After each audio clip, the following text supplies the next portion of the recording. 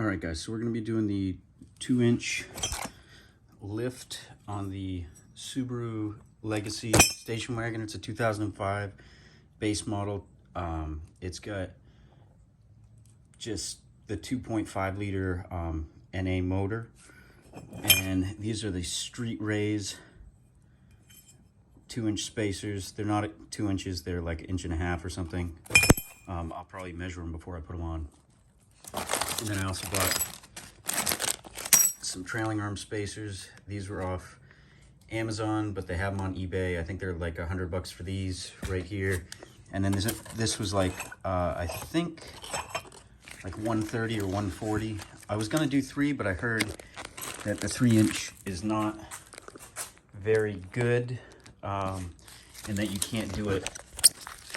I heard that you can't do the 3-inch on the generation Subaru that I have, unless you do other lifts with it, like the front subframe spacers would have to go in, control arm spacers, and I'm sure a bunch of other spacers in the front, or maybe even a transmission mount spacer. And then you'd also have to do the body mount spacers in the back. So hopefully this will put it up to about the stock height of a regular normal Outback, but we'll have to see after. I will do measurements before and after to see how high like the difference is. So let's get to it. All right, so I just took, you got to take all the back out in order to access the top of the strut bolts for the rear, because I've heard the rear's harder, so that's what I'd like to start with. And I also pre-soaked all the bolts with like WD-40 and everything. But I did notice with the spacers I bought, I'm not sure if I'll be able to use them, because for the trailing arm, out of all the videos I've seen, I have not seen anyone talk about this arm that comes off the trailing arm right here. So this arm comes off, runs all the way here to the rear subframe, up under here. And they did not give me bolts for doing anything with the rear subframe. So there is a bolt there and 2 bolts there. So I will keep you guys posted. First thing is the strut. Okay, so I got the first rear strut out. So you can see it right here on the top. It's just a normal top hat that you normally have. So what you want to do is you're going to stick this on the top like that. So it's just like this. And then after doing that, I'm going to put some blue Loctite on it. And then I'm also going to use the nuts that were on the top. These are aftermarket, so they're not the ones that came with this car. Someone has already previously replaced the struts, but you just put the nut on there with some Loctite, tighten it down. And then I already put the studs in the spacer, and then I just left the nuts on the top. But I'm actually going to take these off and then put this in the car. Okay, so here we are, possibly a problem. I've got the strut in at the top, and what I'm going to do is, obviously this hole is where the strut's supposed to go.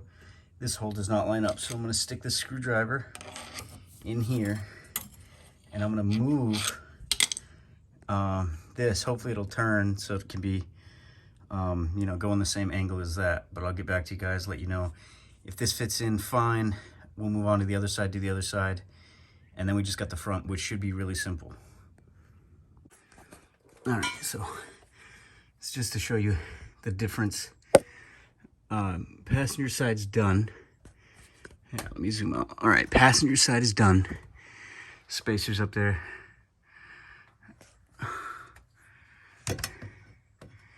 Up on the top of the strut. And this is the angle for the CV shaft. Okay. Not done. so you can see the difference.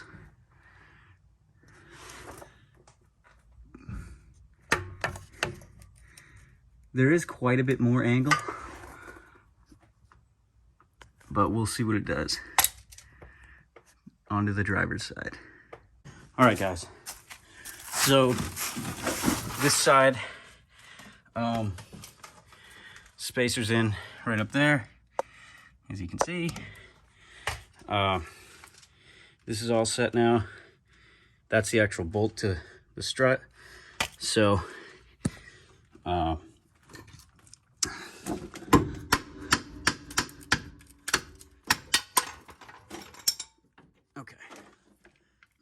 Sorry about that. So, the strut tops, or the strut spacers in on the top. I got the bolt in. I had to use this jack to push up on the bottom of the strut and on this piece to get it to line up, and I put a screwdriver through it to like line everything up. And then I stuck this scissor jack on the top of here with 2 pieces of wood. Okay, 2 pieces of wood just like this, wedged up against the top, and then I was able to push down on the top of here with the scissor jack, and then it was able to push this whole piece down to line up with the bolt hole on the bottom of the strut after you put the spacer, because you are not going to get that stuff to line up unless you do that, period. It's just not going to happen. It was so hard to get it to line up even doing that. But, you know, we do what we got to do to make these fit. So I'm going to throw the tires on here. I'm going to pull this out, and then I'm going to start on the front. Hopefully the front will be much easier. All right, guys, so I'm about to start on the strut tops. So what I'm going to do is take all these bolts off, both sides, take the tires off, lift it up. Well, first I'm going to lift it up. Then I'll remove those, obviously take the tires off. And hopefully, I'm hoping to just push it down, be able to stick the top on, and then put it back up. We'll see if that happens. I'll let you know. Okay, guys, so a little pissed off. The rear went on fine. This front one is not going on. These holes, okay, so these holes don't line up at all. They don't line up with this. Now, I guess like you could be kind of inventive with it and be like, well, I'll just drill new holes, right?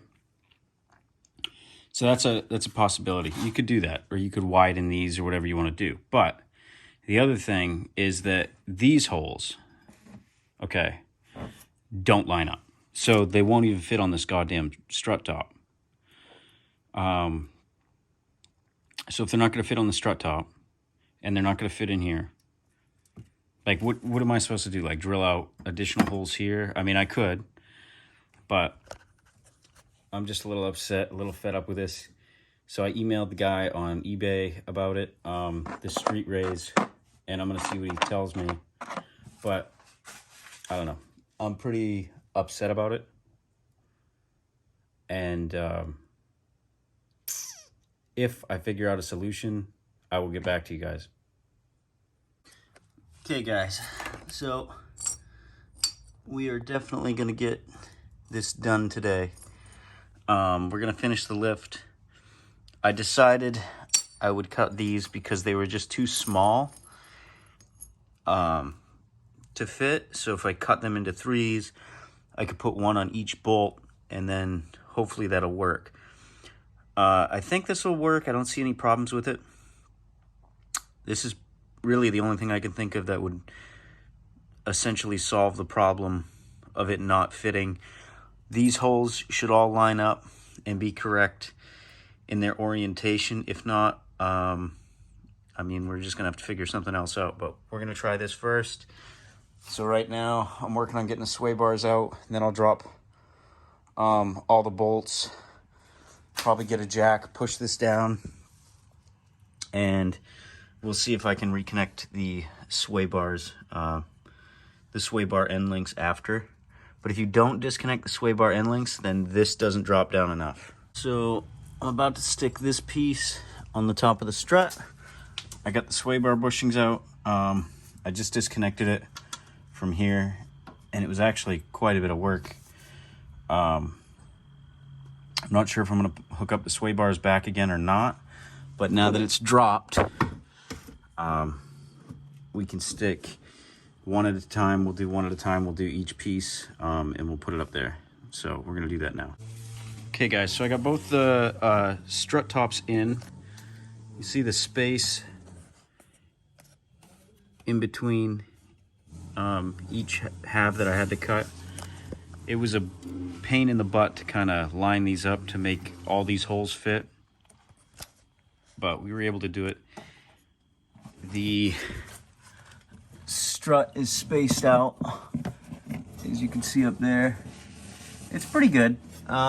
I think it's like 1.5 inches.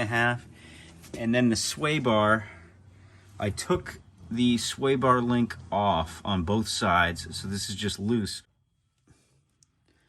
I'm gonna get bigger sway bar links. So this is the factory sway bar link for a 2005 Subaru Legacy. And then this is a sway bar link for a Subaru Tribeca. I'm not sure the year, but I'm gonna replace this one with the Tribeca one, and hopefully this one will work really well. But I will put these on, and then we'll lower it down and see what we got. We'll measure to see the actual difference in the height with the spacers in the back and the spacers in the front. Plus, I did buy new tires, so we'll see what the spacing is. Those sway bars are right there, the sway bar end links, and they fit nicely. So we'll see if there is a problem once we're driving, because these are really close. The sway bar and the tie rod are really close, but what I think is going to happen is when we hit, once the suspension is under load, it's actually going to go up. So this is actually going to go up higher. I don't know. We'll see what happens. This is all trial and error. If this doesn't work, then I am probably just going to go to the store, buy the stock OEM size and use those, or just remove the sway bar in the front altogether. But I just wanted to show you guys that, and then also show you the angle on the front CV shaft, which is right there. There we go. So that's the angle on it. Yes, I know that I need a new boot. Okay. I also, or not a new boot, I need probably just a whole new shaft, but we'll see how long it lasts. I have this side, and then I also have the other side, and they're both just blown right out. So, yeah. But I'm going to jack this up, take the jack stands out, and then throw it on the ground, and we'll see where we're at.